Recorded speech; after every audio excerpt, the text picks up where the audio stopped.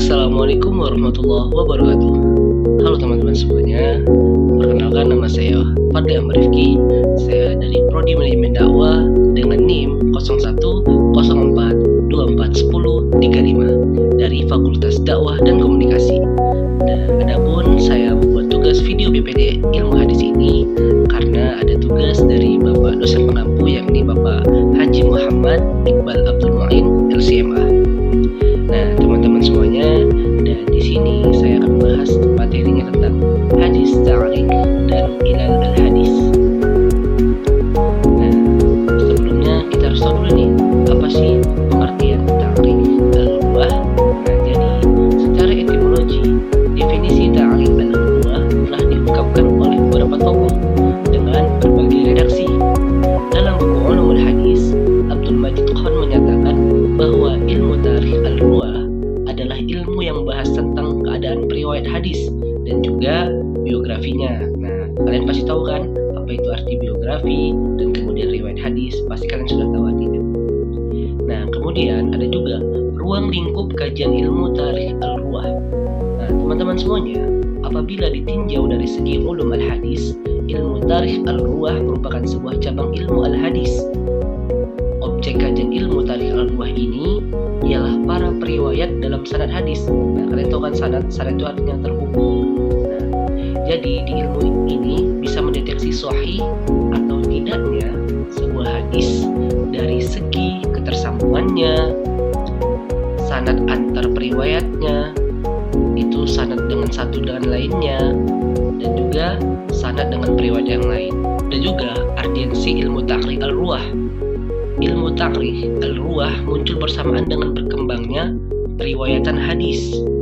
Menurut Abdul Majid Khan, ulama banyak memberi perhatian terhadap ilmu ini untuk mengetahui keadaan para periwayat hadis seperti tanggalnya, tempat lahirnya, domisili atau tempat berasalnya, hingga cara periwayat menerima dan meriwayatkan hadis dari para guru-gurunya.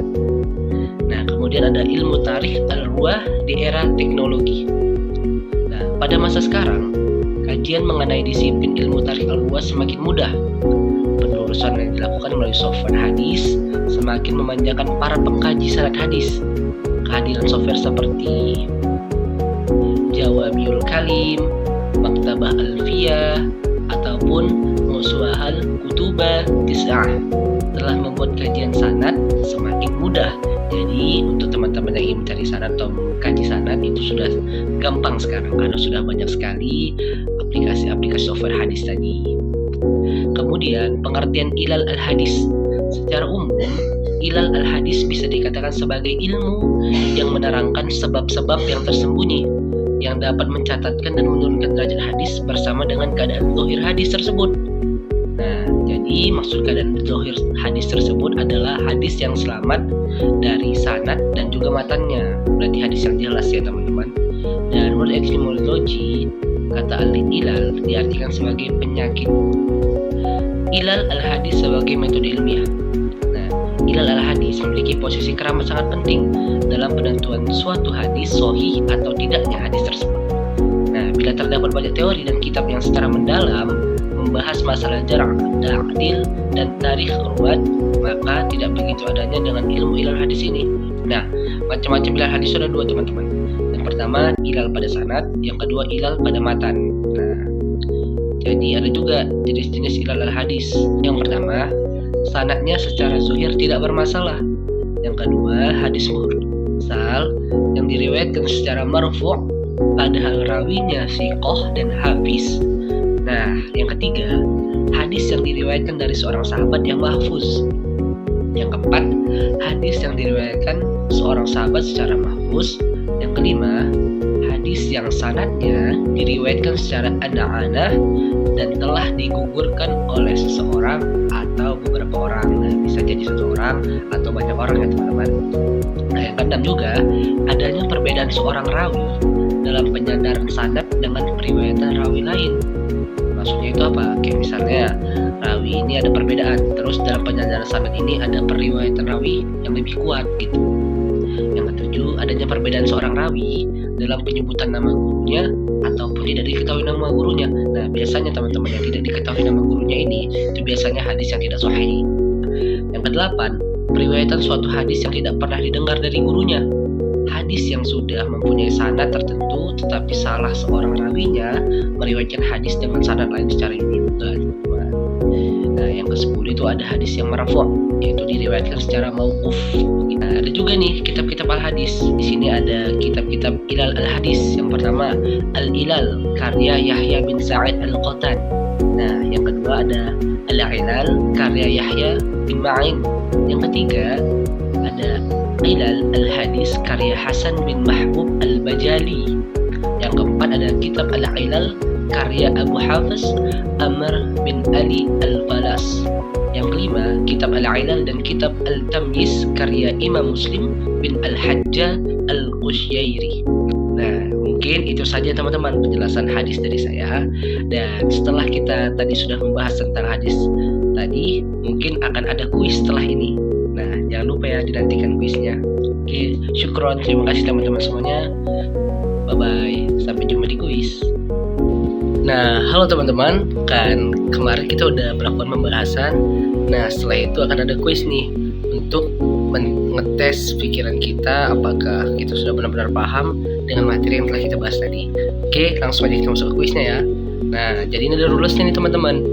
Rulesnya adalah jujur, teliti, dan no searching. Oke, mau siap? Oke, lanjut.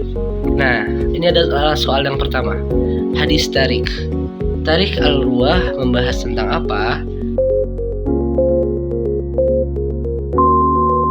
Nah, sesuai yang telah kita pelajari, Tarik al-Ruwah itu membahas tentang keadaan perawi dan juga biografi perawinya. Nah, berarti jawaban yang benar adalah yang A. Oke. Selamat, jawaban Anda benar. Oke, langsung kita next. Siapa yang dianggap sebagai salah satu tokoh penting dalam ilmu tarik? Nah, tadi kan teman-teman udah bahas nih, udah tahu ya kan siapa aja tokoh-tokohnya. Nah, berarti jawabannya adalah Imam Ibnu Khaldun, yang C. Selamat, jawaban Anda benar. Oke. Nah, ini adalah soal yang ketiga nih. Siapa yang menulis kitab Tarikh Al-Tabi'in? Siapa ya teman-teman ya?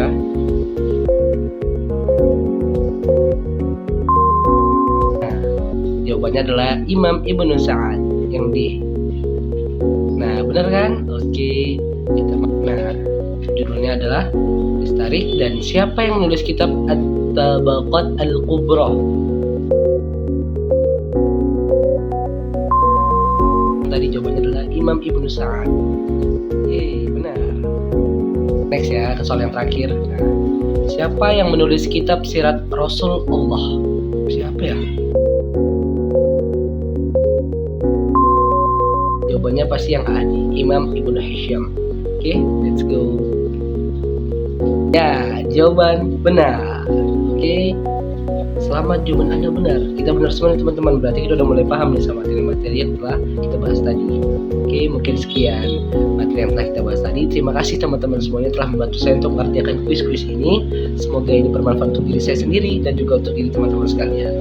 Oke, saya Fadli Ahmad Rifki. Saya undur diri. Assalamualaikum warahmatullahi wabarakatuh. Bye.